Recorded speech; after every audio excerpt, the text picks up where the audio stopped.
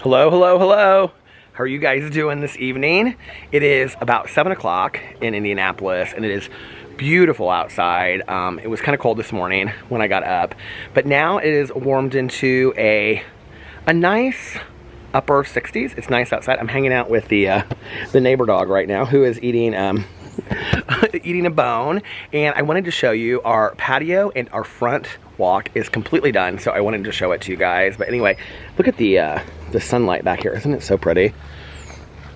I just love our backyard, where our dogs all run back here and stuff. It's so pretty, isn't it? Love it. But anyway, so we got our yard done today, and they came and they cleaned up around all of our hostas, and they put black mulch. It looks so pretty. Let me show you the whole thing. Just pan back. I'm so happy that it is all completely done. And doesn't they do such a nice job? Look at that. I think it's so pretty. And they kind of moved our rock, the rock work out a little bit. So pretty, isn't it? And then look at what they did over here. They didn't even ask them to do this, but we have these plants over there. And then look, they put these little rocks down there along there. Isn't that so cute? Made that little area for us right there. And then this is our new door that we got made. But we have to wait a month for it to be painted. I think I may have said that in another video. So I've got my squirrel table, and I've got my bird feeder right here. And we haven't put the cushions out yet because it's been so cold this weekend, and it's supposed to possibly rain. So we haven't yet, but here are all the plants, and everything's kind of starting to come together. And then this is our chest that Alex bought us last year, where we put all the cushions. Just really, really nice. And then I also bought some pillows for, I bought them at Meijer. They were on sale. I had to have them. I bought them for our patio out there. Here, let me show you really quick. I bought 3 pillows. I bought this one, and then I bought this one, and then I bought this one.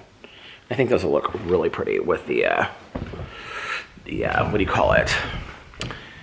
Tucker's finishing up his dinner right here. Hi, Tucker. I think those will look really pretty with the blue cushions. And then everything is done with our patio. And I've been sitting out here this afternoon, and I'm so excited. So if you haven't seen our patio before, I'm having a little limoncello out here. Here's our patio now, completely done. And look at how good it looks. Look at that walkway. I'm so excited. So it's all completely done. Now let me tell you what is so funny. When they were out here working on it, so my best friend's son did it today with his nephew, and right along here where the bunny was, they were cleaning up this grassy area, and all of a sudden my friend Tanya's son goes, there is a little bunny right here. And I go, what? And I will insert the picture, if I find the picture in here, because I took a picture and video of it somewhere in here. But there were 5 little bunnies, and they were like this big right here. And I was like, oh, you guys, like, I don't know that I got real panicky. I was like, I don't know that I want any of this done right now, because I don't want anything to happen to the little bunnies, and I got real worried about it. So anyway, so they decided to go work on the backyard, and when they came back out here and they were coming back up the yard, the mother bunny was moving them around the side into the woods. Isn't that crazy? I was like, how does she know how to do that? How do they know what they're doing? I went through every single one of these hostas. They were like all in this one hosta right over the second one right there. And there were 5 of them. And I went through each hosta, and there's nothing there anymore. And then our neighbor, she has a bunch of like greenery and stuff too. They're not in there either. So the mother bunny must have taken them all the way around the corner. This is the bunny that I keep on seeing that I put in videos. Isn't that hilarious? So sweet. I was telling my cousin Caroline, she's like, you're like Alice in Wonderland over there with all these animals. She's like, what is it with you, the birds and the bunnies and whatever? I just love it. I just love sitting out here and seeing all of nature. And if you watched last summer, you know, I love my squirrel table, and I love all the birds coming and the squirrels and stuff like that. So I'm excited about it this summer, but I'm very happy that the bunnies made it to safety. And it's interesting because actually I was telling my cousin that, and she goes, well, we had a rabbit in our backyard, and the rabbit came and ate all of our hostas. So I'm kind of wondering if that's why they were over here. But I think it was like because of the grassy area. Isn't that so funny? I come out here and I sit every single night, and I didn't even know that there were little bunny babies like that were born in my walkway. It makes me so happy. So anyway, but we have a lot of wooded area around us. So I think she just took them around the side of the house. Isn't that so cute, though, that she knew what to do? So anyway, it's my best friend's grandson. He was over here. That's who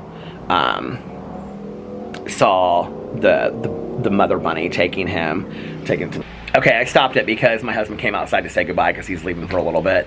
But anyway, so it was my best friend's grandson that was helping her son today, and he was like, yeah, the mother was like leading them around the corner. I was like, oh my God, this is so sweet. So anyway, that was my day today.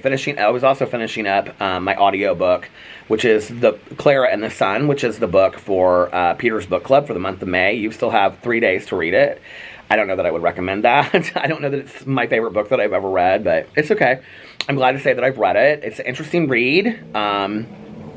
I'm not sure that I understand it. It might be a little bit above my head. But anyway, I'm almost done with it. I have like 2 hours left of it.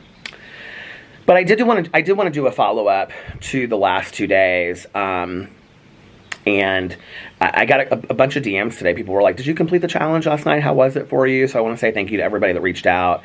Thank you to everybody that shared your personal stories in the comment section below. I mean, it was just, to read it was so eye-opening, and really just, it was really neat to see so many people feel safe enough to be vulnerable and share their stories in the comment section below out of the kindness of your heart to educate the rest of us. And I just want to say I really, really appreciate that.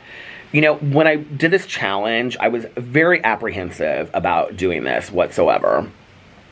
And I said in my video yesterday that the 2 reasons why I kept on starting the video over, and it was funny because my cousin watched it and she said, I can tell you're really nervous at the beginning of the video. And I was. And the 2 reasons why was that, number one, you know, I just like have been like kind of like moved to emotion, you know. But the other thing was I really didn't want to offend anybody, and I was really worried that anything I said, or like, you know, even if it was like an insight that I had or an observation that I made, you know, by doing the challenge, I didn't want that to be offensive to somebody else. And so I hope that it came across that way. At the end of the day, the reason why I chose to do it was, number one, to educate myself. I mean, I could have done the challenge on my own and never put it on social media and just to see what it was like. And I actually thought about that at one point. But the other reason was that it was a sizable amount of money that I was offered to do the collaboration, and I was donating 100% of that. So I thought, well, at least this is like money that's going towards a really good organization that I really, really believe in. And that was ultimately why I decided to do it. But I was very nervous to do it because I didn't want to offend anybody, you know. And I actually have a friend of mine that was homeless for quite some time. And so I called her and I said, what do you think? And she said, I think you're trying to do it. And she's like, if you're just authentic about you're wanting to bring, you know, awareness to this situation and to food insecurity in Indiana, and you want to educate people about Gleaners Food Bank and possibly get some people to donate to it, she's like, I think you're doing the best that you can do, you know? And that's really all I wanted to do in the video. I didn't think that with 1 day of me doing a challenge that I was going to fully understand anybody's experience. I didn't think that I was going to completely change people's minds or opinions or any of that kind of stuff. I just wanted to do it because I thought that it felt in my heart like it was the right thing to do. So I did. And that's kind of how, when I make decisions about things that I do in my life, that's how I base it, you know. And like I said, you know, it was like money that was being donated plus money on my own that was going to be donated to the organization. And so I thought, well, you know, it's a win both ways, I hope. So I hope it wasn't offensive to anybody. I hope it came across that way. You know, that I was just trying to bring awareness to this topic. And one of the things that was really, really cool to me in the comment section was how many people shared that they had gone through periods of, you know, not having money to buy food and things like that. And now that they're on the other side of that, that they volunteer at, you know, food pantries and soup kitchens and shelters and things like that, or that they donate a lot to that and whatever. And I love that. You know, I love the idea of turning our wounds into wisdom. It's one of the reasons why I tell my story of recovery a lot and I talk a lot about it, if only to help one other person or share that. So thank you guys so much for saying that in the comment section below and being so willing and vulnerable to share your stories. I really appreciate it. I learned so much from the experience. I learned some things that were very small that I didn't think I would learn. I was sitting last night and I was uploading videos and I was eating my can of SpaghettiOs and I was just eating it out of the can. I actually did end up using a spoon, so that was one of the things that I would have had to have purchased, that I just was like, you know, I'm going to use a spoon, so I did. And so anyway, I was sitting there and I was eating the cold can of SpaghettiOs, and in all honesty, you know, back in the day in my youth when I was lazy, I've eaten a cold can of SpaghettiOs, but I don't anymore. And I, every night, usually eat a warm meal, whether it's pasta or, you know, something that's not healthy or whatever. And I was sitting there and I thought, there is such a great difference between a warm meal and a cold meal, you know, and not being able to heat up your meal. And it's not just about food, of feeding ourselves, you know, it's about nourishment of the soul and things like that. And it reminded me of, there's a plane going overhead. It reminded me of when my mom used to talk about, she didn't like to eat meals alone because it just, for her to sit, she's like, I can sit there and make myself an entire meal. She said, but to sit there and eat it alone reminds me of how lonely I already feel. And she was like, and I don't want to feel any lonelier than I already am. And so when I sit there and I eat a meal all by myself, it just reminds me of how much lonelier I am, you know? And so I was kind of thinking about that last night. Overall, it brought me so much gratitude for the life that I've been given. And when you break it really down, it's really just because I was born to different circumstances, different people, in a different place, at a different time. And that's really what it is. And, you know, it reminded me of so many things that I've learned in my life about, you know, like I'm no different than anybody else except for the circumstance that I wake up in that day. And I think it was a wake-up call that it could happen to anyone and that I should be so incredibly grateful for what I have. I think it reminded me of past when I had to ask for help and how humbling that experience was and how powerless I felt over my own circumstances and situation. And it really humanized the whole situation for me of people who suffer from food insecurity and don't have enough. And I wouldn't say that it was something that I don't think about, because I do think about it, but I don't think about it on the same level that I did. And last night, my friend Tanya was real cute about it, because we went to the gas station. She wanted to get a fountain pop like we do often, and she said, and I had my bottle of water from my water pack, and she said, well, can't I buy you a Diet Coke or something? And I said, no, Tanya, that's not how it works, and I want to experience this. And so it was interesting, because then we went to Meijer, because she had to get some stuff for her grandkids that are visiting, and walking around Meijer after having done the challenge earlier in the day and looking at the prices and looking at what you could realistically get for $10.50 a day was just shattering to me, you know? And it was interesting because my friend Tanya and I, it opened a conversation, and I was talking to her about it last night, and she said, you know, I go to the grocery store and I put stuff in my cart, and I don't even think about what I'm putting in my cart. And I said, Tanya, I said the same exact thing. I said, you know, we have it so good. We have it beyond amazing. So, anyway, I just want to thank you guys for watching the videos the last couple days, and for those of you that participated in the challenge, thank you for participating in the challenge. And like I said again, I hope I didn't offend anybody. But I'm glad I did it. It was a good learning experience for me. And I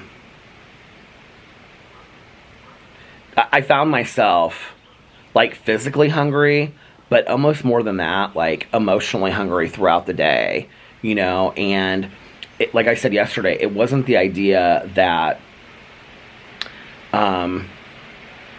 you know, I only eat one time a day. It's that